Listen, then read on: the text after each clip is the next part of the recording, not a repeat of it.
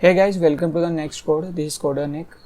So let's quickly see how to resolve PHP not defined or PHP is not recognized command in Windows Terminal or in Windows command line CMD. So let me show you the error first of all. So whenever you try to execute PHP via command line, you will see this error. PHP is not recognized as an internal or external command. And also whenever you will try to execute this PHP on Windows PowerShell or this Windows terminal which is having Windows PowerShell, you will see this particular error. The term PHP is not recognized as the name of the command, function or anything else on this particular system. So this error might be a pain for you if you are a starter in the web development or if you are a student of a computer science. So let's see how to resolve this error or why this error comes basically. Okay, so basically when you try to execute PHP on command line, which means you're trying to run some PHP functions or PHP file using command line. Okay, so for that matter you need to have PHP accessible on command line, right? So obviously you might be having PHP installed on your system either via XAMPP or VAMP or Laragon, any local environment you might be using. Okay, for example, I am using Laragon and I am having PHP installed inside bin folder. Okay, inside PHP there are multiple versions available which can be configured easily inside Laragon. If you are using XAMPP, you might be having only a PHP folder, single PHP folder, and inside that you will see something like that.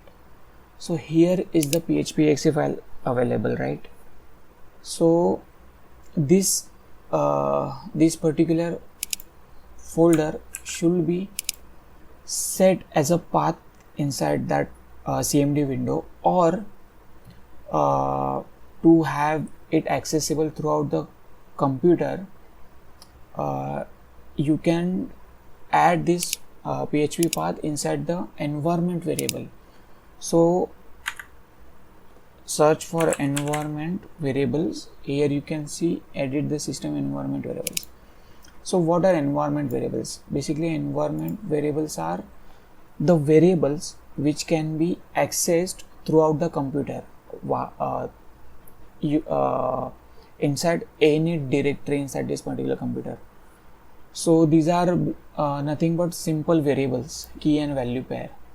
So here you can see user variables for particular user, or here you can see the system variables, which means these will reflect throughout any users, and these variable will only work for this particular user. So let's set the PHP path inside system so that any other user on this particular computer can also access it.